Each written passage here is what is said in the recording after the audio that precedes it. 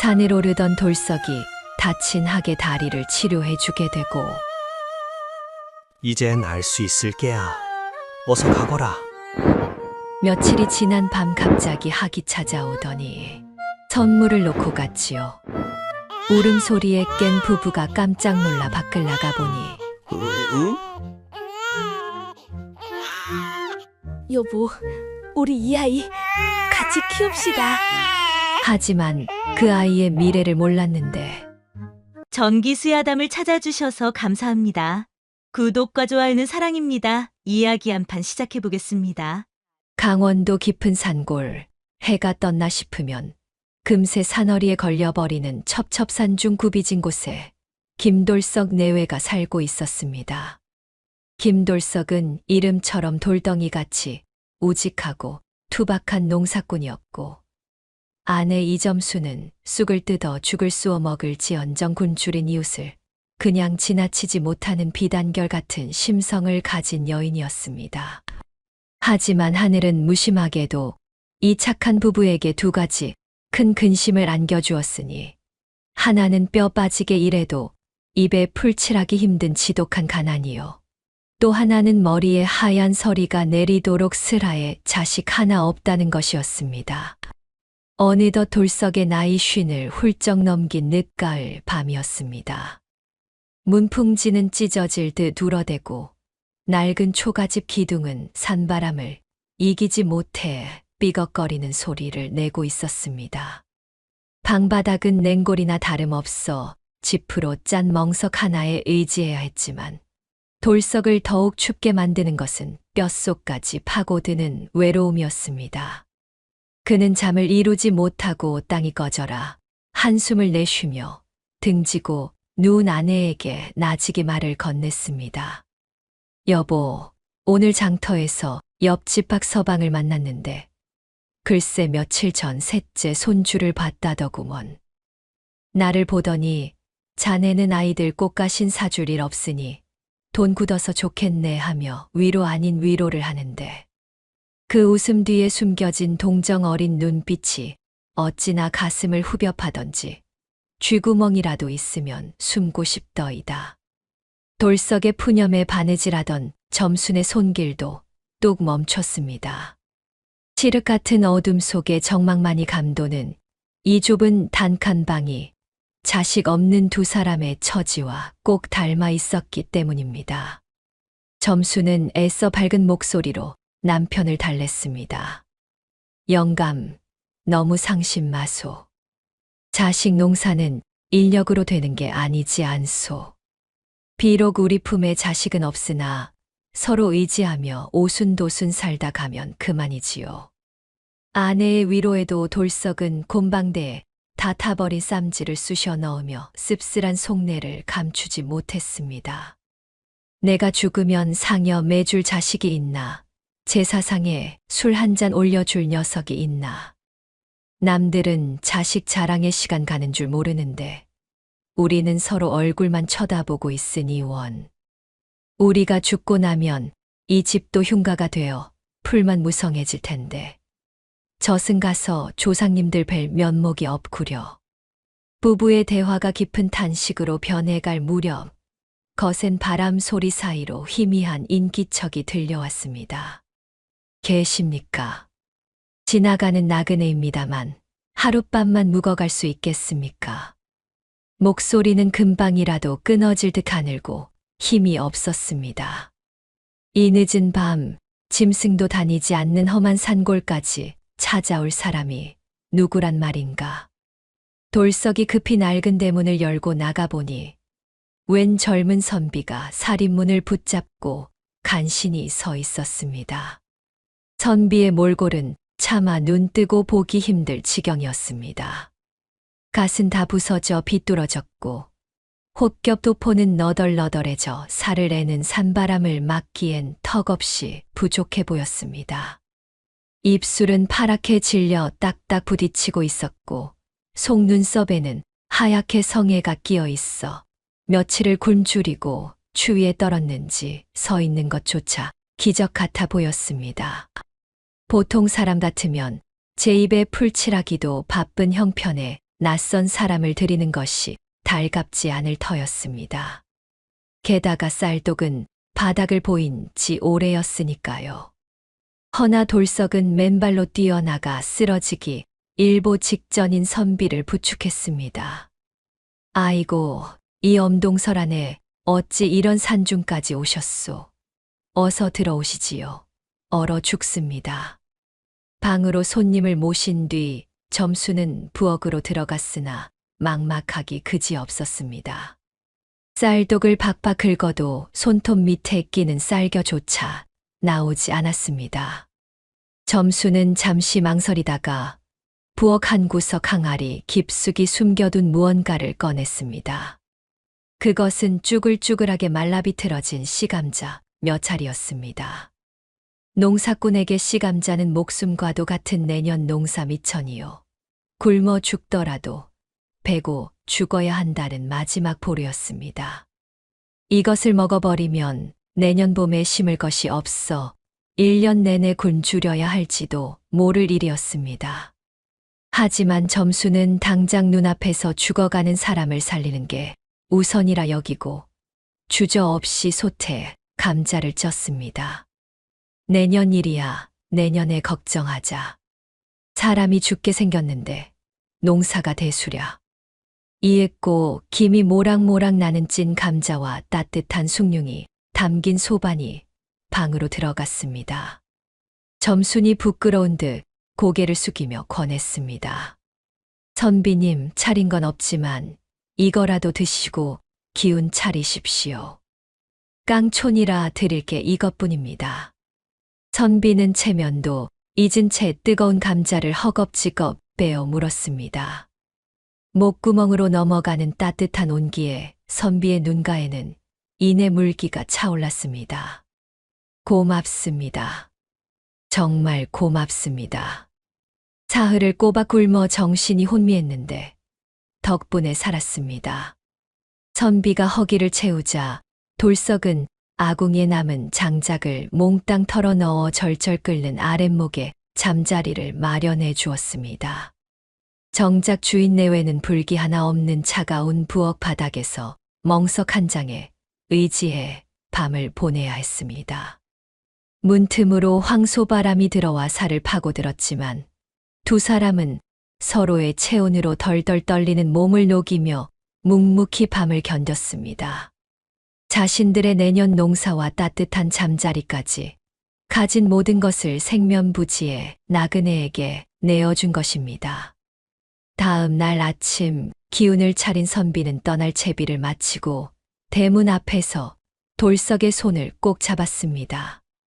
하룻밤 사이 원기를 회복했는지 선비의 눈빛은 형형하게 빛나고 있었습니다.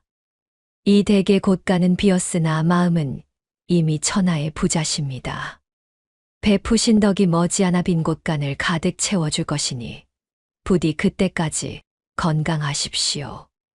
선비는 정중하게 허리를 숙여 인사를 하고는 호련히 산 너머로 사라졌습니다. 돌석과 점수는 멀어지는 선비의 뒷모습을 보며 비록 씨감자는 사라졌어도 마음만은 배부른 듯 서로를 마주보며 빙그레 미소 지을 뿐이었습니다. 텅 빈 마당 위로 야속하리만치 찬란한 아침 햇살만이 고요하게 내려앉고 있었습니다. 나그네에게 마지막 남은 씨감자마저 털어내어준 뒤 김돌석 내외의 살림은 그야말로 입에 거미 줄치기 일보 직전이 되었습니다. 당장 내년 농사는 고사하고 오늘 저녁 끼니를 때우기 위해서 돌석은 해가 뜨기도 전에 지게를 지고 산으로 올라가야 했고 점수는 퉁퉁 부르튼 손을 호호 불어가며 언 땅을 파 칡뿌리라도 캐러 다녀야 했습니다. 허나 이상하게도 두 사람의 마음은 솜털처럼 가벼웠으니 비운 곳간에 알 수 없는 기대감이 차올랐기 때문일 것입니다. 그렇게 닷새가 지난 어느 날 오후였습니다. 돌석은 땔감을 구하기 위해 평소보다 더 깊은 산골짜기, 사람의 발길이 닿지 않는 험한 바위산 깊숙한 곳까지 들어갔습니다. 한창 나무를 하고 있는데 어디선가 꾸루룩 꾸루룩 하는 짐승의 신음이 들려왔습니다. 소리가 나는 쪽으로 조심스레 발을 옮기니 가시덤불 사이에서 푸른빛이 감도는 거대한 학 한 마리가 날개를 퍼덕이며 괴로워하고 있는 것이 아니겠습니까? 가까이 다가가 보니 학의 다리가 굵은 칠넝쿨과 사냥꾼이 몰래 놓은 쇠덫에 엉켜 붉은 피가 배어 나오고 있었습니다. 보통 산짐승이라면 사람이 다가오면 죽기 살기로 발버둥 치며 위협할 터인데 이 학은 마치 돌석의 선한 기운을 알아챈 듯 그윽한 눈으로 그를 빤히 쳐다볼 뿐이었습니다. 이 귀한 짐승이 어쩌다 이런 일을 당했는고. 조금만 참아라. 내 금방 풀어주마. 돌석은 지게를 내려놓고 학에게 다가갔습니다. 쇠덫은 녹이 슬고 단단하여 맨손으로 벌리기 쉽지 않았으나 돌석은 거친 손이 찢어지는 줄도 모르고 억세게 엉킨 덫을 안간힘을 써 벌려 학의 다리를 빼내 주었습니다. 그러고는 주변에 자생하는 지혈에 좋은 풀을 뜯어 입으로 질겅질겅 씹은 뒤 상처 난 학의 다리에 정성껏 발라주었습니다. 자, 이제 됐다. 뼈는 상하지 않았으니 며칠 쉬면 날 수 있을 게다. 어서 가거라. 돌석의 손길이 떨어지자 학은 아픈 다리를 절룩거리며 몇 번 땅을 고르더니 이내 힘차게 날개를 펼쳤습니다. 학은 곧바로 날아가지 않고 돌석의 머리 위를 3번 빙빙 돌며 하늘이 울릴 듯한 맑은 소리를 남기고는 창공으로 사라졌습니다. 돌석은 그 모습이 마치 고맙다고 인사를 하는 것만 같아 학이 사라진 하늘을 한참이나 멍하니 올려다보았습니다. 그날 밤은 유난히 달이 밝아 대낮같이 환하고 산바람조차 숨을 죽인 듯 고요한 밤이었습니다. 하루 종일 칡뿌리 몇 조각으로 허기를 달랜 돌석과 점순이 고단한 몸을 누려던 참이었는데 갑자기 밖이 대낮처럼 환해지더니 마당에 달들이 날개짓을 하고 개들이 요란하게 짖어대기 시작했습니다. 이 밤중에 무슨 난리란 말인가? 날이 샌 것도 아닐 텐데. 돌석이 낡은 방문을 열고 밖을 내다본 순간 두 눈이 휘둥그레지고 말았습니다. 칠흑 같은 밤하늘에서 눈부신 오색 빛이 쏟아지더니 며칠 전 살려주었던 그 푸른 학이 마당으로 사뿐히 내려앉고 있는 게 아니겠습니까? 학의 온몸에서는 신비로운 빛이 뿜어져 나와 초라한 오두막집을 궁궐처럼 환하게 비추고 있었습니다. 그런데 자세히 보니 학의 부리에는 무언가 묵직해 보이는 붉은 비단 포대기가 들려 있었습니다. 학은 마루 끝에 서서 벌벌 떨고 있는 돌석과 눈을 맞추며 고개를 한 번 끄덕이더니 부리에 물고 있던 포대기를 마당 한가운데 평상 위에 아주 조심스레 내려놓았습니다. 그리고는 깊은 산골짜기가 울릴 만큼 청아한 울음소리를 길게 뽑아내고는 다시 달빛 속으로 힘차게 날아올랐습니다. 여보, 저것 좀 보시오. 학이 무언가를 두고 갔소. 놀란 점순이 맨발로 뛰쳐나갔습니다.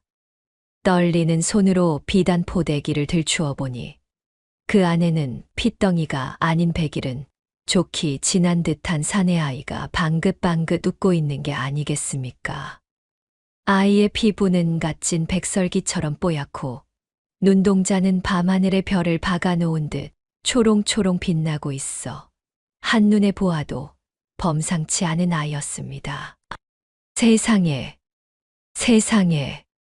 그때 아이가 으아앙 하고 우렁찬 울음소리를 터뜨렸습니다. 그 소리가 어찌나 힘차고 쩌렁쩌렁한지 온 동네가 떠나갈 듯 했습니다. 그러자 잠자던 이웃집 사람들이 하나둘 횃불을 들고 돌석네 집으로 모여들기 시작했습니다. 김서방네 집에서 아기 울음소리가 나는데 이게 무슨 일이요? 마을 사람들은 돌석내 마당에 모여들어 평상 위의 아기를 보고는 입을 다물지 못했습니다. 평생 자식이 없어 한이 맺혔던 집에 학이 물어다 준 아이가 떡하니 누워있으니 그야말로 천지개벽할 일이었던 것입니다. 그때 이웃에 사는 박서방이 무릎을 치며 소리쳤습니다. 내가 봤네. 내가 봤어. 푸른 학이 저 아이를 물어다 주고 가는 걸 내가 밭두렁에서 오줌 누다 봤단 말일세. 저기 저 산 너머로 날아가는 걸 내 두 눈으로 똑똑히 봤어. 박서방의 호들갑에 다른 마을 사람들도 맞장구를 쳤습니다. 아이고, 지성이면 감천이라더니 김서방네가 드디어 복을 받았구먼.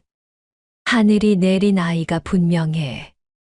마을 사람들은 신기해하며 축하를 건넸지만 한편으로는 걱정스러운 눈빛을 감추지 못했습니다.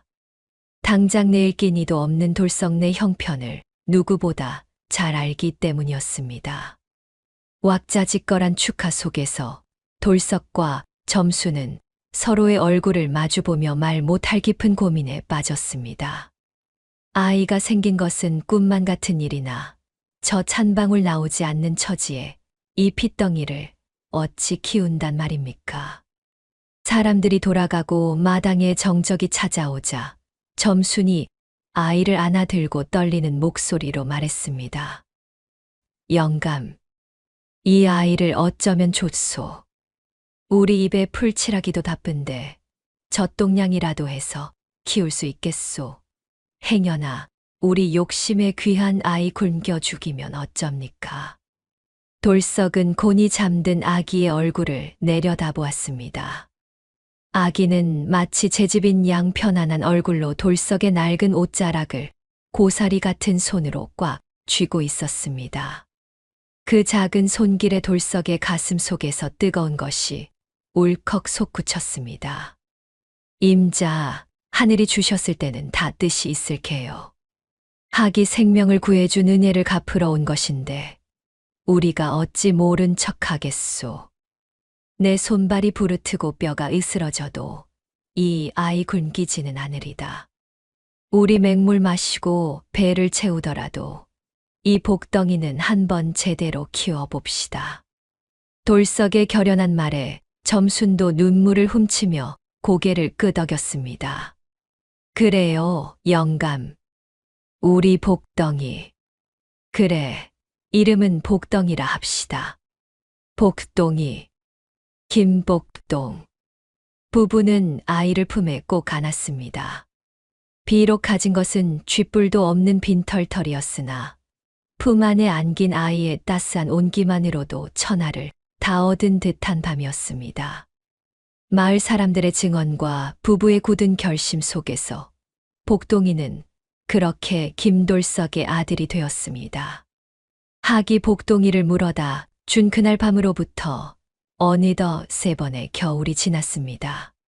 김돌석 내외의 지극정성 덕분에 복동이는 잔병치레 하나 없이 무럭무럭 자라났습니다. 비록 넉넉지 못한 형편이라 묽은 미음을 먹고 컸지만 아이는 또래보다 뼈대가 굵었고 무엇보다 그 총명함이 기가 막혔습니다. 돌이 지나자마자 말문이 트이더니 3살이 되자 마당 흙바닥에 나뭇가지로 그림을 그리듯 글자를 써 내려가는 것이 아니겠습니까? 어느 날 밭일을 마치고 돌아온 돌석이 그 모습을 보고 물었습니다. 복동아, 그게 지렁이 그림이냐? 아니요, 아버지. 글자예요. 하늘천, 땅지. 복동이는 고사리 같은 손으로 땅을 짚으며 또렷하게 대답했습니다. 돌석은 눈이 휘둥그레져서 재차 물었습니다. 아니, 내가 서당 문턱도 밟은 적이 없는데 이걸 어찌 아느냐? 글자는 소리만 듣고는 못 쓰는 법인데. 그러자 복동이가 흙투성이가 된 손가락으로 저 멀리 보이는 서당을 가리키며 대답했습니다. 훈장님 댁 담장에 작은 구멍이 있어요. 거기서 보니까 훈장님이 하늘천 하실 때 붓으로 이런 모양을 그리시더라고요. 그래서 저도 똑같이 그려봤어요. 한 번 본 건 머릿속에서 안 잊혀지거든요. 그 덤덤한 대답에 돌석은 입을 다물지 못했습니다. 남들은 10년을 배워도 까먹는 글자를 고작 3살 배기가 담장 너머로 훔쳐본 것만으로 모양을 통째로 외워버린 것입니다. 이 소문은 금세 퍼져 마을 사람들은 복동이를 신동이라 부르며 혀를 내둘렀습니다. 하지만 복동이의 재주가 뛰어나다 한들 당장 들이닥친 가난을 막을 수는 없었습니다. 그해 봄은 유난히 가물어 보릿고개가 혹독하게 찾아왔습니다. 지난 가을 추수한 곡식은 바닥난 지 오래였고 돌석 4곳간은 텅 비어 쥐새끼 한 마리 얼씬하지 않았습니다. 며칠째 쑥으로 죽을 쑤어 먹던 돌석이 기운이 없어 방바닥에 누워만 있는데 복동이가 돌석의 바지가랑이를 잡아 끌며 졸랐습니다. 아버지, 산에 가요. 저랑 같이 산에 가요. 아가, 아버지가 힘이 없어 못 간다. 오늘은 그냥 집에서 놀자꾸나. 돌석이 힘없는 목소리로 달랬으나 복동이는 고개를 저으며 고집을 피웠습니다. 아니에요. 꼭 가야 해요. 산에 가면 밥이 있어요. 평소 때를 쓰는 법이 없던 아이가 막무가내로 조르자 돌석은 지게를 치고 힘겹게 몸을 일으켰습니다. 산에 가서 칡뿌리라도 더 캐와야 굶어 죽지 않겠다 싶었던 것입니다. 돌석은 복동이를 지게 위에 태우고 산으로 향했습니다. 그런데 복동이는 평소 다니던 비싼 언덕이 아니라 약초꾼들도 가기거리는 험한 바위산 쪽을 가리키며 소리쳤습니다. 아버지, 저쪽이에요. 저리로 가야 해요. 복동아, 저기는 위험하다. 길이 험해. 돌석이 주저하자 복동이가 코를 킁킁거리며 말했습니다. 괜찮아요. 저쪽에서 아주 기운 나는 냄새가 나요. 달콤하고 쌉싸름한 냄새요. 돌석은 고개를 갸웃거렸습니다. 아무리 코를 킁킁거려봐야 흙냄새뿐인데 아이는 무언가에 홀린 듯 계속해서 절벽 쪽을 가리키고 있었기 때문입니다. 돌석은 아이의 신통한 능력을 한번 믿어보기로 하고 가시덤불을 헤치며 깊은 산속으로 들어갔습니다. 한참을 올라가 땀이 비 오듯 쏟아질 무렵 깎아지른 듯한 벼랑 끝에 다다랐을 때였습니다. 아버지, 저기에요. 저 바위 틈. 복동이가 다급하게 손가락질하며 외쳤습니다. 그곳은 사람이 도저히 닿을 수 없을 것 같은 절벽 중간, 늙은 소나무 뿌리 사이였습니다. 돌석이 눈을 씻고 봐도 자풀밖에는 보이지 않았으나 복동이의 눈빛이 너무나 확신에 차 있었기에 돌석은 칠넝쿨을 몸에 감고 벼랑 아래로 내려갔습니다. 발을 헛디디면 그대로 황천길인 상황, 식은땀을 흘리며 바위 틈에 자풀을 걷어낸 순간 돌석의 입에서 억눌린 탄성이 터져 나왔습니다. 이건. 그곳에는 붉은 열매를 머금은 식물 5뿌리가 오순도순 모여 자라고 있었습니다. 그것은 신만이들도 평생에 한 번 볼까 말까 한다는 최상급 산삼, 가족을 이루고 있다는 동자삼이었습니다. 심장이 터질 듯 뛰었습니다. 돌석은 혹여나 뿌리가 다칠세라 숨소리조차 죽이고 조심스럽게 흙을 파냈습니다. 뇌두가 길고 잔뿌리가 옥처럼 맑은 것을 보니 좋기 100년은 넘은 물건이었습니다. 복동아, 찾았다. 내가 우리를 살렸다. 돌석이 산삼을 품에 안고 벼랑 위로 올라오며 울먹이자 복동이가 해맑게 웃어 보였습니다. 다음 날 돌석은 읍내 약재상에게 산삼을 팔았습니다. 약재상 주인은 눈알이 튀어나올 듯 놀라며 소리쳤습니다. 이복에 이걸 어디서 났는가? 이건 돈이 있어도 못 구하는 귀한 물건이 아닌가? 약재상은 가게 금고를 털어 엄청난 거금을 내놓았습니다. 기와집 한 채를 사고도 남을 큰 돈은 아니었으나 평생 가난에 시달린 돌석네 가족에게는 가난의 뿌리를 뽑을 수 있는 큰 미천이 되기에 충분했습니다. 돌석은 장터로 나가 가장 먼저 튼실한 황소 한 마리를 샀고 마을 어귀에 있는 비옥한 논 5마지기를 샀습니다. 그리고 남은 돈으로 쌀과 고기를 지게가 부러지도록 샀습니다. 집으로 돌아오는 길, 석양이 지는 고갯마루에서 돌석은 덩실덩실 춤이라도 추고 싶은 심정으로 아들에게 말했습니다. 복동아, 이제 우리 밥 굶을 일 없다. 우리도 이제 소 키우고 농사 짓는 자작농이다. 마을에 들어서자 사람들이 눈이 휘둥그레져서 몰려 나왔습니다. 찢어지게 가난하던 김첨지네가 황소를 몰고 쌀가마니를 지고 오니 귀신에 홀린 줄 알았던 것입니다. 아이고, 김서방, 이게 다 웬일인가? 마을 사람들이 웅성거리며 묻자 돌석이 어깨를 으쓱하며 자랑스레 대답했습니다. 우리 복동이가 해냈네. 이 녀석이 산신령도 못 찾는 산삼을 찾아냈어. 돌석의 자랑에 마을 사람들은 또 한 번 혀를 내두르며 맞장구를 쳤습니다. 학이 물어다 준 복덩이라더니 진짜 복을 몰고 왔구먼. 그날 저녁 돌석내 오두막에서는 몇 년 만에 하얀 쌀밥 짓는 냄새와 고기 굽는 냄새가 진동했습니다. 점수는 눈물을 흘리며 밥상을 차렸고 세 식구는 배가 터지도록 먹으며 행복에 겨운 밤을 보냈습니다. 3살배기 복동이 덕분에 김돌석 내외는 지긋지긋한 가난을 벗어났지만 복동이의 지혜는 이제 막 꽃 피우기 시작했으니 앞으로 다가올 더 큰 기회가 이들을 기다리고 있었습니다. 산삼을 판 돈으로 논밭을 장만하여 배를 굶지 않게 된 지 어느덧 2해가 흘렀습니다.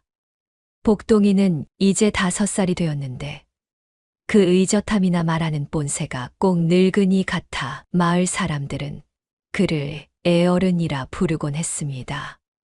그해 봄은 유난히 날이 좋았습니다. 벚꽃이 흐드러지게 피고 햇살이 따사로워 농사꾼들은 입을 모아 대풍년이 들 것이라며 들떠 있었습니다. 돌석 또한 곳간에 모아둔 돈을 털어 아랫마을의 비옥한 논을 더 사들일 계획을 세우고 있었습니다. 어느 날 아침 돌석이 논 주인을 만나러 가려는데 나당 한 구석에 쭈그리고 앉아 땅바닥만 뚫어져라 쳐다보고 있는 복동이가 보였습니다. 복동아, 아침부터 뭘 그리 열심히 보느냐? 돌석이 다가가 묻자 복동이는 손가락으로 마당을 가로질러가는 개미떼를 가리키며 대답했습니다. 아버지, 개미들이 알을 짊어지고 감나무 꼭대기로 이사를 가요. 제비들도 땅에 닿을 듯 낮게 날고요. 이건 하늘에 구멍이 뚫릴 만큼 큰 비가 온다는 징조예요. 논을 사지 마시고 당장 읍내로 가서 있는 돈을 다 털어 소금을 사두세요. 뜬금없는 소금 타령에 돌석은 당황스러웠으나 복동이의 눈빛이 너무나 진지하여 차마 무시할 수 없었습니다.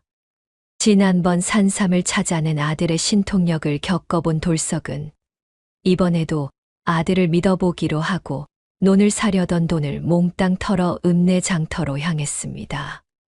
돌석은 소금 가게를 돌며 소금을 싹쓸이하기 시작했습니다. 거기 있는 소금 가마니 전부 우리 집으로 보내주시오. 창고가 터져도 조은이 있는 대로 다 주시오. 돌석의 호령에 소금 장수조차 고개를 갸웃거렸습니다.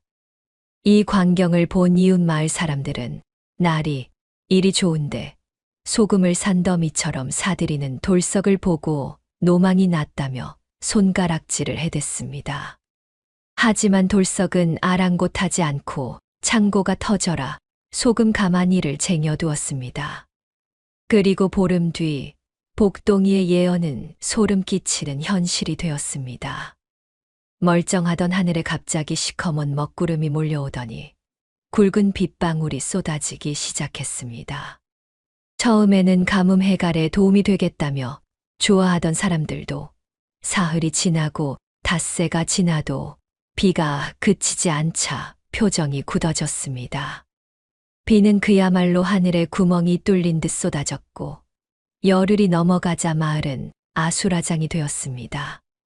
서해안 염전들이 모조리물에 잠겨 소금 생산이 멈췄고 불어난 물 때문에 장사꾼들의 발길마저 끊기자 소금 공급이 뚝 끊겨버린 것입니다. 눅눅한 습기의 음식은 금방 상해버렸고 김치를 담그거나 간을 맞춰야 하는데 소금 한 줌이 없어 맹물에 밥을 말아 먹는 집이 속출했습니다. 한 달 가까이 장마가 이어지자 소금 값은 부르는 게 값이 되어 평소의 20배까지 치솟았습니다. 그제야 사람들은 소금이 산더미처럼 쌓인 돌석네 집으로 몰려와 사정을 했습니다. 김서방, 제발 소금 좀 팔게나. 우리 집 식구들이 간이 안 된 밥을 먹느라 얼굴이 누렇게 떴어. 마을 사람의 애원에 돌석은 창고 문을 활짝 열었습니다. 그 안에는 뽀얀 소금 가마니가 가득했습니다. 돌석은 복동이를 바라보며 물었습니다. 복동아, 이걸 얼마에 팔면 좋겠느냐? 지금 시세대로라면 떼돈을 벌 텐데. 복동이는 몰려든 마을 사람들의 딱한 몰골을 둘러보더니 차분하게 말했습니다. 아버지, 남의 불행을 이용해 너무 큰 욕심을 부리면 탈이 나는 법이에요. 터무니없이 비싸게 받지 마시고 시세보다는 싸게 파세요. 그러면 돈도 벌고 사람들의 인심도 얻을 수 있어요.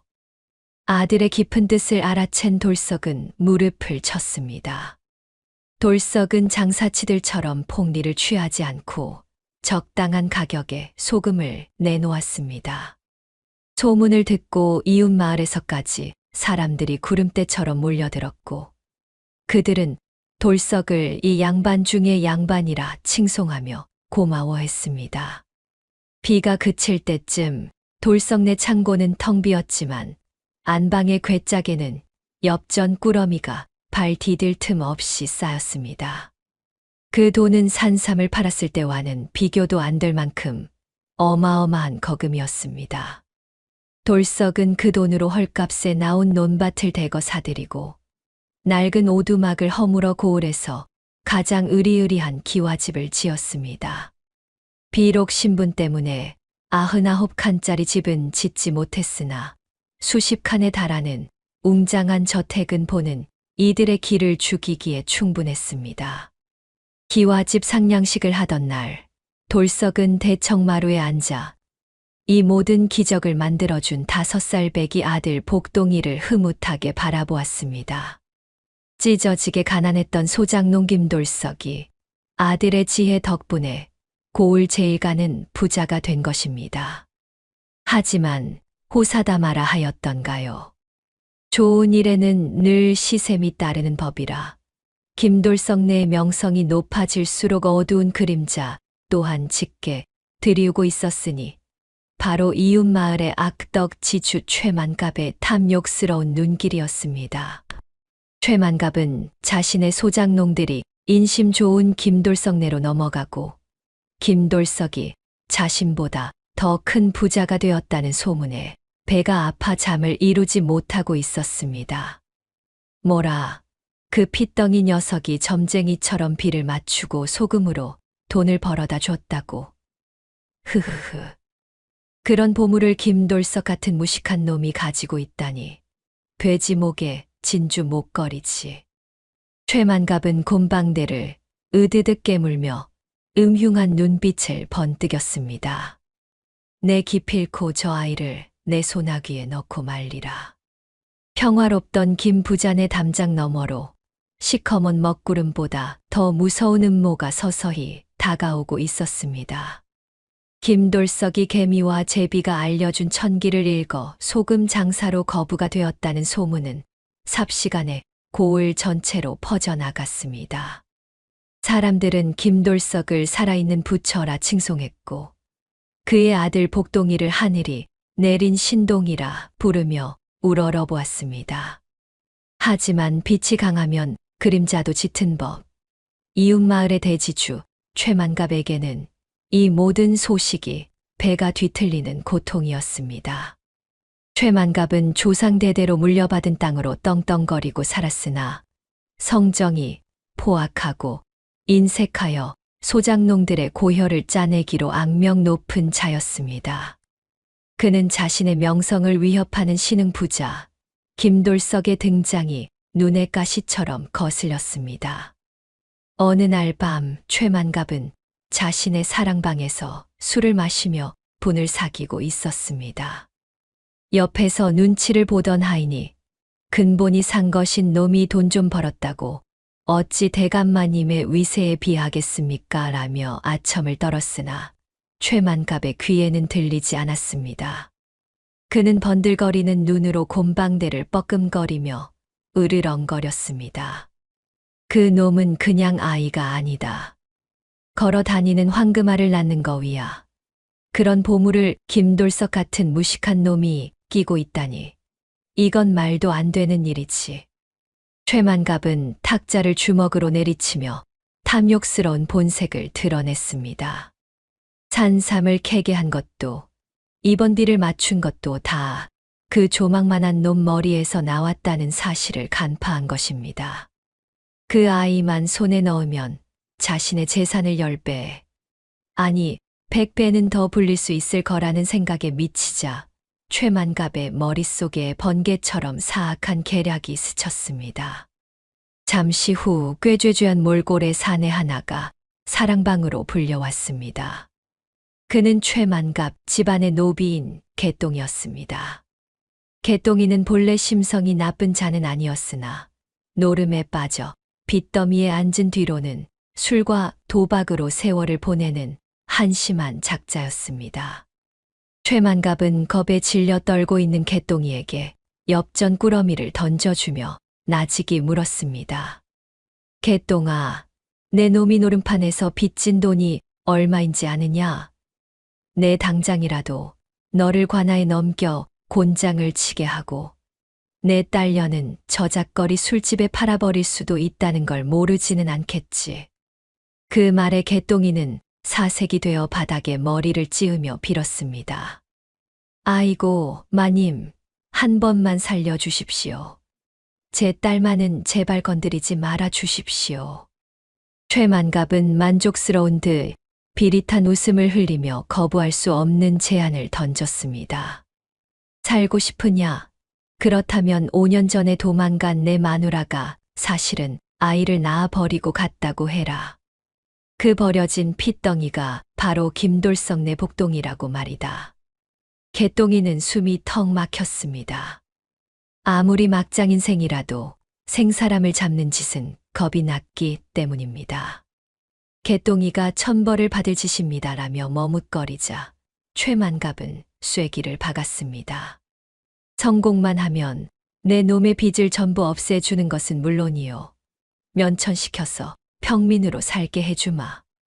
평생 종놈으로 살다 죽을 테냐, 아니면 아비 노릇 한번 제대로 해보고 떵떵거리고 살 테냐. 면천이라는 말에 개똥이의 눈이 흔들렸습니다. 노비 신분에서 벗어나는 것은 꿈에서도 바라던 일이었습니다. 게다가 딸까지 팔려갈 위기였으니 개똥이에게는 선택의 여지가 없었습니다. 그는 눈을 질끈 감고 악마의 손을 잡고야 말았습니다. 자신의 장기말을 확보한 최만갑은 다음 날 아침 일찍 관아로 향했습니다. 그는 이 고을의 치안을 담당하는 형방에게 뇌물을 먹여 자신의 편으로 만들어야 했습니다. 형방은 돈이라면 사족을 못 쓰는 탐관오리였습니다. 관아 근처 은밀한 곳에서 최만갑은 묵직한 비단 주머니를 건넸습니다. 주머니 안에는 금가락지와 은전이 가득 들어 있었습니다. 최만갑이 조만간 제 종놈이 억울한 일을 당해 송사를 일으킬 것 같으니 잘 봐달라며 청탁하자 형방은 눈치 빠르게 돈주머니를 챙기며 능글맞게 웃었습니다. 걱정 마십시오. 법이라는 게 귀에 걸면 귀걸이, 코에 걸면 코걸이 아니겠습니까? 최 대감의 뜻대로 될 것입니다. 돈으로 법도 매수하고 거짓 증인도 만들어낸 최만갑은 이제 거칠 것이 없었습니다. 그는 집으로 돌아와 왈패들을 불러 모으며 내일 벌어질 끔찍한 난동을 예고했습니다. 내일 날이 밝는 대로 몽둥이를 챙겨라. 가서 김돌석의 집을 쑥대밭으로 만들고 아이를 찾아올 것이다. 폭풍전야의 고요함 속에 김돌석 네 가족은 아무것도 모른 채 단잠에 빠져 있었습니다. 복동이는 꿈속에서 학을 타고 하늘을 날고 있었고 돌석과 점수는 아들의 웃음소리를 들으며 행복해하고 있었습니다. 하지만 그 행복한 기와집 담장 너머로 탐욕에 눈이 먼 악당들이 검은 손길을 뻗치며 다가오고 있었습니다. 내일 아침이면 들이닥칠 비극은 상상조차 하지 못한 채 말입니다. 최만갑이 끔찍한 음모를 꾸민 바로 다음 날 아침 평화롭던 김돌석 내 기와집 대문이 벼락 같은 굉음과 함께 산산조각나며 부서졌습니다. 식구들이 놀라 뛰쳐나오기도 전에 험상궂은 왈패 수십 명이 몽둥이를 들고 마당으로 우르르 들이닥쳤는데 그 뒤로 비단옷을 입은 최만갑이 거만하게 뒷짐을 지고 들어섰고 꾀죄죄한 몰골의 개똥이가 잔뜩 움츠린 채 뒤따랐습니다. 마당을 쓸던 돌석이 기겁을 하며 앞을 막아서며 소리쳤습니다. 이게 무슨 행패입니까? 대낮에 남의 집 대문을 부수고 들어오다니요. 그러자 최만갑은 들은 척도 하지 않고 신고 있던 가죽신을 신은 채 흘발로 성큼성큼 마루 위로 올라가더니 개똥이의 등을 떠밀며 싸늘하게 명령했습니다. 가서 내 자식을 찾아오너라. 최만갑의 신호가 떨어지기가 무섭게 개똥이는 방 안에서 떨고 있던 복동이를 끌어내 덥석 껴안고는 미리 연습한 대로 대성통곡을 하며 연기를 시작했습니다. 아이고, 내 새끼야, 애비가 왔다. 5년 전에 잃어버린 내 핏줄을 이제야 찾았구나. 영문을 모르는 복동이가 울음을 터뜨리자 부엌에 있던 점순이 뛰쳐나와 개똥이를 거칠게 밀쳐내며 악을 썼습니다. 이게 무슨 미친 짓이요. 남의 귀한 아들한테 손을 대다니 당장 비키시오. 점순이 아이를 감싸 안으며 저항하자 최만갑이 곰방대로 점순을 가리키며 비릿한 웃음을 흘렸습니다. 도둑놈이 제발 저린다더니 딱 그 짝이구나.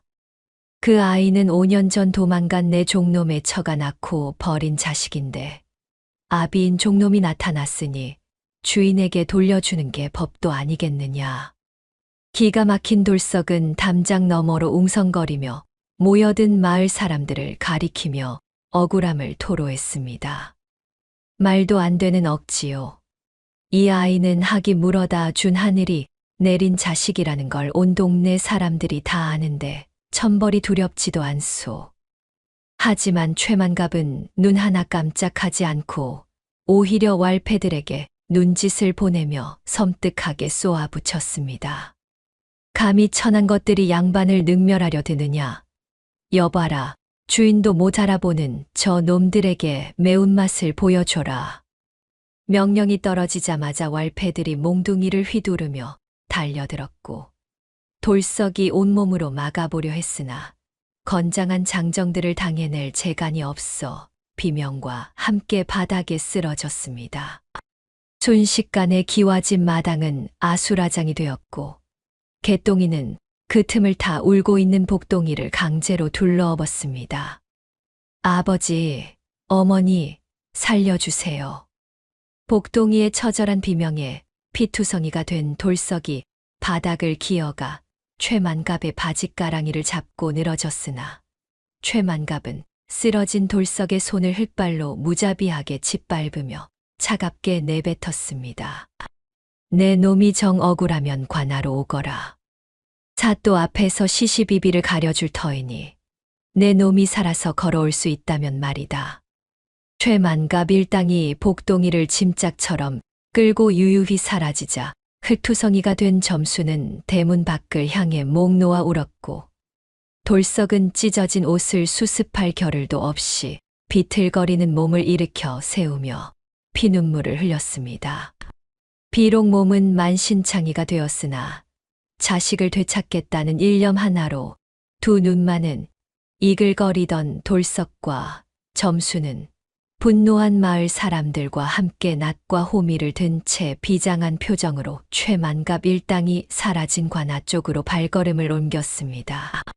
피투성이가 된 몸을 서로 부축하며 돌석이와 아내가 관아 마당에 들어섰을 때 이미 형방에게 거액의 뇌물을 받아먹은 사또는 심드렁한 표정으로 턱을 괴고 앉아 있었고 그 옆에는 최만갑이 비단 부채를 살랑거리며 승리자라도 된 양 여유만만한 미소를 짓고 있어 보는 이들의 분통을 터뜨리게 했습니다.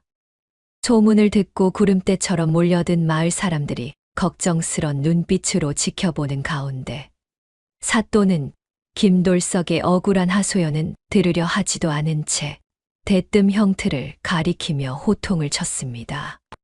네 이놈들, 남의 집 씨앗을 훔쳐다 키우고도 뻔뻔하게 관아까지 와서 행패를 부리다니 내 죄를 내가 알렸다. 사또의 서슬퍼런 호통에 돌석이 바닥에 머리를 찌으며 학이 물어다 준 하늘의 아이라며 피를 토하듯 절규했으나 사또는 콧방귀를 뀌며 최만갑의 사주를 받은 개똥이를 앞세워 거짓 증언을 하게 만들었습니다. 쭈뼛거리며 앞으로 나선 개똥이는 미리 연습한 대로 눈물을 짜내며 5년 전 자신의 처가 아이를 낳고 도망가는 바람에 잃어버렸던 핏줄이 확실하다며 뻔뻔한 거짓말을 늘어놓아 좌중을 술렁이게 했습니다. 상황이 이렇듯 돌석에게 불리하게 돌아가고 힘없는 소장농이 돈과 권력을 쥔 대지주와 탐관오리를 이길 재간이 없어 모두가 탄식하던 그때 포승줄에 묶여 꿇어 앉아 있던 5살 배기 복동이가 고개를 빳빳이 들고 또랑또랑한 목소리로 사또를 향해 외쳤습니다. 사또 나으리, 소인이 저 사람에게 딱 한 가지만 물어볼 수 있게 해 주십시오. 어린아이의 당돌한 요청에 장내가 순식간에 찬물을 끼얹은 듯 조용해지자 사또는 기가 차다는 듯 헛기침을 하며 어디 한번 해보라며 허락했습니다. 복동이는 천천히 몸을 돌려 개똥이를 뚫어지게 쳐다보더니 주저하는 기색 하나 없이 차분하고도 날카로운 질문을 던졌습니다. 당신이 제 아버지가 맞다면 제가 태어날 때부터 가지고 있던 몸의 비밀도 아시겠군요. 제 등 뒤에는 북두칠성 모양의 붉은 점이 크게 있는데 기억나십니까? 복동이의 질문이 너무나 구체적이고 확신에 차 있었기에 당황한 개똥이는 힐끔 최만갑을 쳐다보았는데 최만갑이 무조건 맞다고 하라는 듯 눈을 부라리며 고개를 끄덕이자 믿는 구석이 생긴 개똥이는 자신 있게 대답했습니다. 그렇고 말고 내가 그 점을 볼 때마다 너는 귀한 자식이 될 거라 생각했느니라. 그 붉은 점을 내가 어찌 잊겠느냐.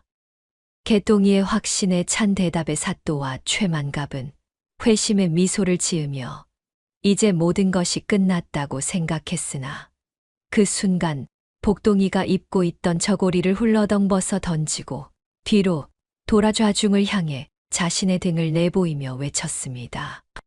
여러분, 제 등을 똑똑히 보십시오. 점이 있습니까? 복동이가 드러낸 등짝은 뽀얗고 매끈했을 뿐 북두칠성은커녕 티끌 하나, 점 하나 없이 깨끗하여 보는 이들의 눈을 의심케 했습니다. 순간 정적이 흐르더니 구경하던 마을 사람들 사이에서 폭소와 함께 야유가 터져 나오기 시작했고 얼굴이 홍당무가 되어 어쩔 줄 몰라 하는 개똥이와 부채질을 하던 손을 뚝 멈춘 최만갑의 얼굴은 사색이 되었습니다. 이것은 복동이가 파놓은 완벽한 함정이었으니 없는 점을 잇다고 미끼를 던져 탐욕에 눈이 먼 어른들이 덥석 물어버리게 만든 것이었습니다. 복동이는 다시 옷을 입으며 사색이 된 사또를 향해 정중하면서도 뼈 있는 한마디를 날렸습니다. 보시다시피 제 몸엔 점이 없습니다. 진압이라면 절대 모를 리 없는 사실을 저 사람은 모르고 있으니 이것이야말로 저자가 거짓말을 하고 있다는 명백한 증거가 아니겠습니까? 논리정연한 5살 아이의 반박에 사또는 말문이 막혀 꿀먹은 벙어리가 되었고 명백한 증거 앞에서 더 이상 개똥이의 편을 들 명분이 사라지자 최만갑의 얼굴은 분노로 불그락푸르락해졌습니다. 하지만 이대로 물러날 악당들이 아니었으니 논리에서 패배하여 망신살이 뻗치자 그들은 가장 비열하고도 잔인한 방법인 무력을 꺼내 들기로 작정한 듯 사또가 얼굴을 붉히며 책상을 쾅 내리쳤습니다. 네 이놈, 어린 놈이 감히 어른을 능멸하고 관아를 속이려 들어. 내 놈의 등이 아니라 엉덩이에 점이 있었겠지.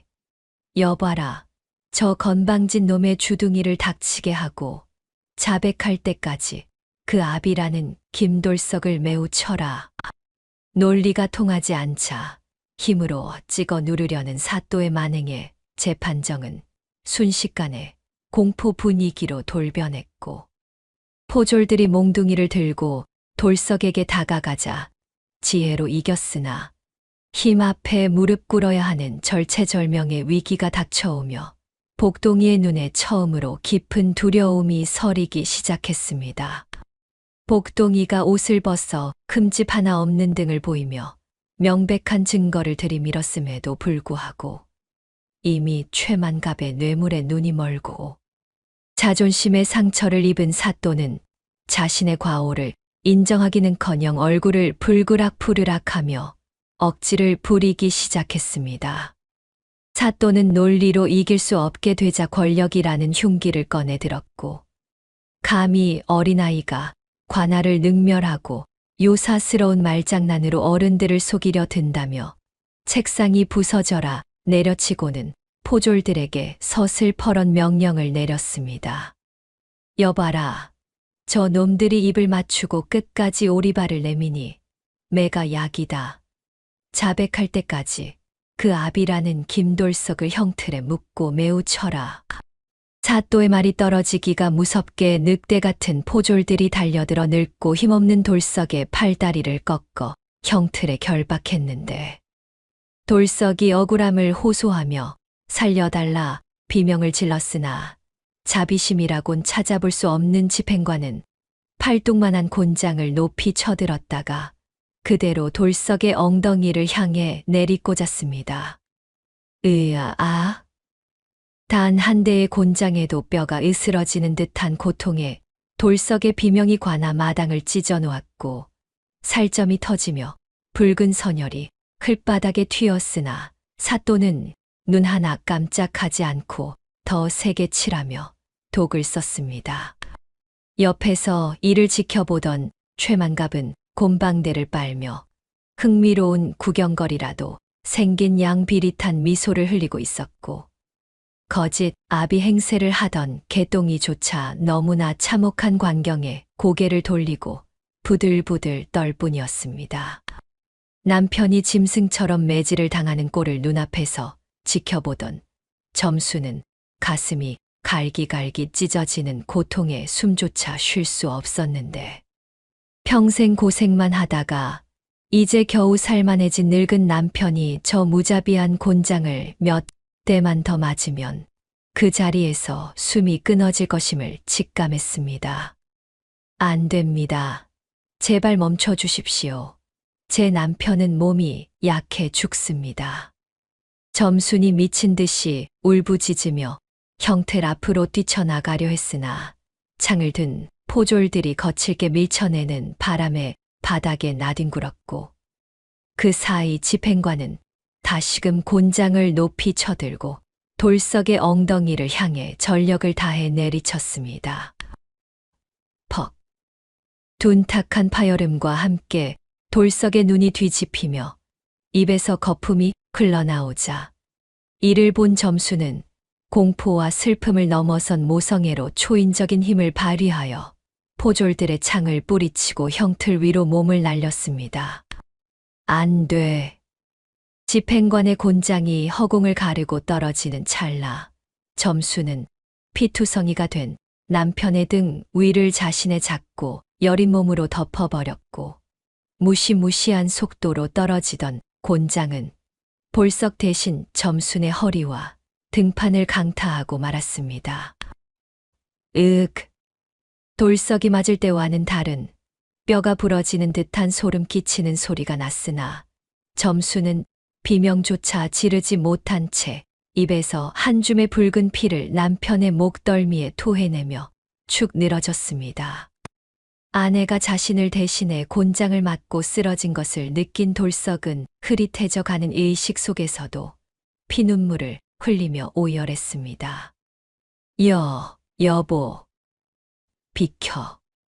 왜 당신이? 어머니가 피를 토하며 쓰러지는 모습을 목격한 복동이는 묶인 포승줄이 살을 파고드는 줄도 모르고 바닥을 구르며 하늘이 무너져라 울부짖었습니다. 어머니, 차라리 저를 때리세요. 제발 우리 어머니를 살려주세요. 5살 아이의 처절한 절규와 노부부의 비극적인 희생 앞에 구경하던 마을 사람들조차 참았던 울음을 터뜨리며 통곡하기 시작했고 관아아는 순식간에 눈물바다가 되었습니다. 집행관조차 차마 더 이상 매질을 하지 못하고 주춤거렸으나 악귀가 씌인 듯한 최만갑은 혀를 차며 사또에게 이참에 본보기를 보여야 한다고 부추겼습니다. 허허, 저것들이 감히 관아에서 심판오름을 하며 사또를 능멸하고 있구만요. 전연이 매를 벌었으니 멈추지 말고 계속 치십시오. 최만갑의 말에 사또 역시 이성을 잃고 광기를 부리며 기절한 점순과 돌석을 향해 곤장 세례를 퍼부으라고 고래고래 소리를 질렀습니다. 저 독한 것들이 죽어나가야 정신을 차리겠구나. 매우 쳐라. 저 놈들의 숨이 끊어질 때까지 멈추지 마라. 피 냄새가 진동하는 형틀 위에서 의식을 잃어가는 점수는 마지막 힘을 짜내어 남편의 손을 꼭 쥐었고 하늘이 내려준 지혜로도 막을 수 없는 탐욕과 폭력 앞에 어린 복동이는 피눈물을 흘리며 하늘을 원망할 수밖에 없었으니 그야말로 천지신명이 노할 비극의 현장이었습니다. 사또의 광기 어린 명령에 집행관이 다시금 곤장을 높이 쳐들고 의식을 잃어가는 점순의 등 위로 죽음의 그림자가 드리워진 절체절명의 순간 어디선가 멈춰라 하는 천둥 같은 고함이 관아의 담장을 넘어 쩌렁쩌렁하게 울려 퍼졌습니다. 그 소리가 어찌나 크고 위험이 서려 있었던지 곤장을 내리치려던 집행관의 팔이 허공에서 뚝 멈춰 섰고 구경하던 백성들은 물론 서슬퍼런 사또와 최만갑조차 놀란 토끼 눈을 하고 소리 난 쪽을 바라보았습니다. 모두의 시선이 집중된 곳에는 남루한 옷차림의 갓은 다 부서지고 얼굴에는 검댕이 잔뜩 묻은 거짓골을 한 사내 하나가 위풍당당하게 서 있었는데 그는 다름 아닌 5년 전 눈보라 치던 밤 김돌석 내외가 마지막 남은 씨감자를 털어먹여 살려보냈던 바로 그 젊은 선비였습니다. 거짓골을 한 사내가 감히 관아의 형장에 난입하여 호통을 치자 상황 파악을 못한 최만갑은 곰방대를 휘두르며 삿대질을 해댔습니다. 아니, 저 미친 거지는 또 뭐냐? 내 놈이 제명에 죽고 싶어 환장을 했구나. 여봐라, 저 더러운 놈도 형틀에 묶어라. 최만갑의 말에 사또 역시 코웃음을 치며 어디서 굴러먹던 개뼈다귀가 신성한 재판을 방해하느냐며 포졸들에게 당장 저놈을 끌어내어 매우 치라고 길길이 날뛰었습니다. 포졸들이 창을 겨누며 달려들었으나 사내는 눈 하나 깜짝하지 않고 오히려 품속에서 무언가를 꺼내어 높이 지켜들었습니다. 그 순간 사내의 손에서 묵직한 쇳덩어리 하나가 아침 햇살을 받아 번쩍이며 눈부신 광채를 뿜어냈으니 그것은 다름 아닌 5마리의 말이 새겨진 마패였습니다. 암행어사 출두야. 사내의 우렁찬 외침이 떨어지기가 무섭게 굳게 닫혀있던 관아의 대문이 박살나며 몽둥이를 든 역졸 수십 명이 성난 파도처럼 밀려들어와 관아 마당을 순식간에 포위해버렸습니다. 암행어사 출두야.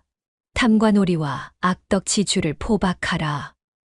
역졸들의 함성이 관아를 뒤흔들자 조금 전까지 기세등등하던 사또는 사색이 되어 의자에서 굴러떨어졌고 곰방대를 물고 있던 최만갑은 너무 놀라 턱이 빠질 듯 입을 벌린 채 벌벌 떨며 뒷걸음질을 쳤습니다. 거짓 아비 행세를 하던 개똥이는 그 자리에 주저앉아 오줌을 지렸고 몽둥이를 들고 설치던 왈패들은 혼비백산하여 쥐구멍을 찾느라 아수라장이 되었습니다. 어사는 뚜벅뚜벅 걸어와 사시나무 떨듯 떨고 있는 사또와 최만갑 앞에 서더니 서리빨 같은 목소리로 꾸짖었습니다. 네 이놈들, 하늘이 두렵지 않으냐. 백성의 고혈을 빨아먹는 것도 모자라 죄 없는 양민을 모함하고 어린아이의 핏줄까지 조작하여 재산을 가로채려 하다니. 내 오늘 너희들의 죄를 낱낱이 물어 엄벌에 처하리라. 사또와 최만갑이 살려달라며 바닥에 머리를 찍고 빌었으나 어사는 눈길조차 주지 않고 역졸들에게 명하여 그들을 오랏줄로 꽁꽁 묶어 형틀 아래 무릎 꿇리게 했습니다. 상황이 정리되자 어사는 피투성이가 되어 쓰러져 있는 김돌석과 이점순에게 다급히 달려가 흙바닥에 무릎을 꿇고 자신의 도포를 벗어 점순의 상처를 덮어주었습니다. 어르신, 정신 차리십시오. 제가 왔습니다.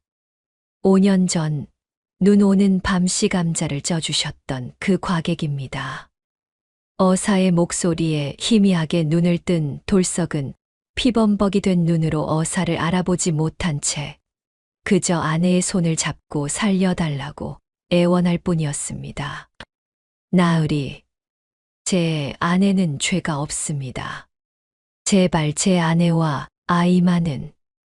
그 처절한 모습에 천하를 호령하는 암행어사의 눈에서도 뜨거운 눈물이 뚝뚝 떨어졌습니다. 어사는 떨리는 손으로 돌석의 거친 손을 맞잡으며 울먹였습니다. 걱정 마십시오. 이제 다 끝났습니다. 두 분이 베푸신 그 씨 감자 덕분에 제가 살았고 오늘 이렇게 은혜를 갚으러 왔습니다. 이제 아무도 두 분을 해치지 못할 것입니다. 그제야 사태를 파악한 복동이가 울면서 달려와 부모님의 품에 안겼고 이 기적 같은 반전을 지켜보던 마을 사람들은 서로 얼싸안고 덩실덩실 춤을 추며 만세를 불렀습니다. 암행어사 만세, 김부자 만세, 하늘이 도우셨다. 악독한 사또와 최만갑은 백성들이 보는 앞에서 굴비 엮이듯 줄줄이 엮여 감옥으로 끌려갔고 관아 마당은 억울함이 해소된 백성들의 환호성으로 가득 찼습니다. 5년 전 착한 노부부가 베푼 작은 선행이 돌고 돌아 가장 위급한 순간에 그들의 목숨을 구하는 동아줄이 되어 돌아온 것입니다. 암행어사의 출두로 관아를 뒤덮었던 광풍이 지나가고 악독했던 사또와 최만갑이 굴비 엮이듯 줄줄이 엮여 한양으로 압송되자 고을에는 다시 평화가 찾아왔습니다. 마을 사람들은 억울함이 해소된 기쁨에 덩실덩실 춤을 추었지만 김돌석 내 기와집 안방에는 무거운 침묵만이 감돌고 있었습니다. 희미한 호롱불 아래 돌석은 관아에서 곤장을 맞아 피투성이가 된 아내의 점순의 등에 조심스레 약을 바르고 있었습니다. 살점이 터져나가고 시퍼렇게 멍이 든 아내의 등을 볼 때마다 돌석의 손은 바들바들 떨렸고 점수는 남편이 걱정할까봐 신음소리 한 번 내지 않고 입술만 꽉 깨물고 있었습니다. 그 곁에서 복동이는 죄인이라도 된 양 고개를 푹 숙인 채 무릎을 꿇고 앉아 있었습니다. 한참 동안 말이 없던 돌석이 깊은 한숨을 내쉬며 무겁게 입을 열었습니다. 복동아, 내일 날이 밝는 대로 암행어사 나으리를 따라 한양으로 가거라. 청천벽력 같은 소리에 복동이가 고개를 번쩍 들자 점순 역시 놀라 남편을 쳐다보았으나 돌석은 애써 아들의 시선을 피하며 말을 이었습니다. 너는 학이 물어다 준 신동이다. 이번 일만 봐도 알지 않느냐. 우리 같은 까막눈이 무식쟁이들 밑에서 썩기에는 내 재주가 너무 아깝고 귀하다. 어사 나으리께서도 너를 한양으로 데려가 큰 인재로 키우고 싶다고 하셨으니 더는 미련 두지 말고 떠나거라. 그것이 너를 위한 길이다. 점순도 그제야 남편의 깊은 뜻을 알아차리고 찢어지는 가슴을 부여잡으며 거들었습니다. 그래. 아버지 말씀이 맞다. 너는 하늘이 내린 귀한 몸인데 우리 같은 흙투성이 부모 곁에 있어봐야 고생만 하지 않겠느냐. 더 넓은 세상으로 나가서 훌륭한 사람이 되어라. 우리는 가끔 소식이나 전해 들으면 그걸로 족하다. 부모님은 행여나 자신들의 욕심 때문에 아들의 앞길을 막을까봐 피눈물을 삼키며 거짓으로 모진 말을 내뱉고 있었습니다. 하지만 그 말을 듣는 복동이의 두 눈에서는 굵은 눈물방울이 뚝뚝 떨어져 내렸습니다. 복동이는 자리에서 일어나 부모님 앞에 다시금 정중하게 무릎을 꿇고 앉았습니다. 그리고는 떨리는 손으로 어머니의 상처 난 등을 어루만지며 울먹였습니다. 아버지, 어머니, 어찌 그런 섭섭한 말씀을 하십니까? 복동이의 목소리가 물기에 젖어 가늘게 떨렸습니다.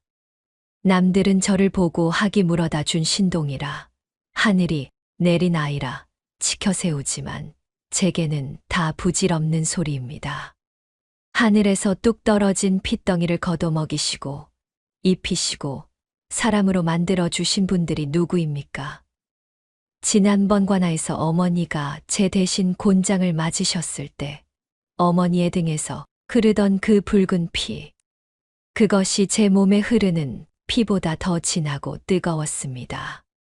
복동이는 벅차오르는 감정을 누르지 못하고 흐느꼈습니다. 낳아야만 부모가 아닙니다. 제 살이 찢기는 것보다 자식 아픈 것을 더 두려워하는 그 마음이 바로 천륜이 아니고 무엇이겠습니까? 제게 하늘은 저 높은 곳에 있는 것이 아니라 바로 여기 못난 저를 위해 평생 흙투성이가 되신 두 분이 바로 제 하늘이고 우주입니다. 5살 아이의 입에서 나왔다고는 믿기지 않는 가슴을 후벼 파는 절절한 고백에 돌석과 점수는 그만 참았던 눈물을 터뜨리고 말았습니다.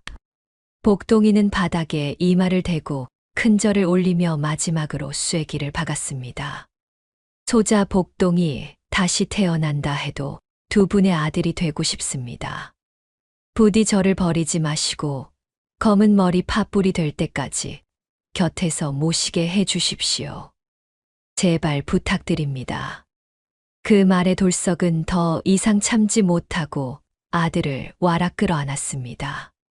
점순 역시 아픈 몸을 일으켜 남편과 아들을 품에 안고 목 놓아 울었습니다. 아이고, 내 새끼. 우리가 미안하다. 못난 부모가 널 보낼 생각만 했구나. 아니에요, 아버지. 제가 더 잘할게요. 평생 효도할게요. 세 식구는 서로의 체온을 느끼며 밤이 새도록 엉엉 울었습니다. 그것은 슬픔의 눈물이 아니라 서로가 서로에게 얼마나 소중한 존재인지를 확인하는 뜨거운 사랑의 눈물이었습니다. 다음 날 아침 돌석내외는 한양으로 떠나는 암행어사에게 복동이의 뜻을 전했습니다. 어사는 아쉬워하기는커녕 오히려 흐뭇한 미소를 지으며 고개를 끄덕였습니다. 허허, 역시 난 사람은 다르구먼. 효심이 지극하니 훗날 나라의 큰 동량이 될 걸세. 어사는 복동이에게 질 좋은 붓과 벼루를 선물로 주며 부모님을 잘 모시고 학문에 정진하라는 당부를 남기고 떠났습니다. 그 후로 김돌석네 집에는 웃음꽃이 질 날이 없었습니다. 복동이는 부모님과의 약속대로 학문에 매진하여 훗날 과거의 장원 급제하였으나 높은 벼슬 자리에 욕심내기보다는 고향에 내려와 늙은 부모를 봉양하며 후학을 양성하는 길을 택했습니다. 가진 것 하나 없던 빈털터리에서 고을 제일 가는 부자가 되고 죽을 고비를 넘겨 화목한 가정을 이루기까지 김돌석 내외의 삶은 그 자체로 거대한 교훈이었습니다. 옛말에 이르기를 적선지가 필요여경이라 했습니다. 이는 착한 일을 많이 쌓은 집안에는 반드시 경사스러운 일이 넘쳐난다는 뜻이지요. 김돌석 내외가 굶어 죽어가던 나그네에게 베푼 씨감자는 단순한 감자가 아니라 사람을 살리는 사랑의 씨앗이었고 다친 학을 외면하지 않은 자비심은 하늘을 감동시켜 복동이라는 보물을 얻게 했습니다. 세상이 아무리 흉흉하고 각박하다 한들 뿌린 대로 거둔다는 이치는 변하지 않는 법입니다.